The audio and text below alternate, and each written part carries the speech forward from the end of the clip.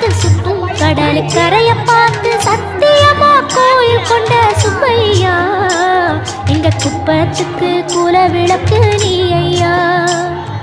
திருச்செந்தூர் ஆண்டவனே வேல் முருகா தினம் உனக்கு நன்றி சொல்வோம் மால் மருகா. திருவடியில் தவம் இருப்போம் திருமுருகா தீர்ப்பெழுது நலமெனவே வடிவழகா.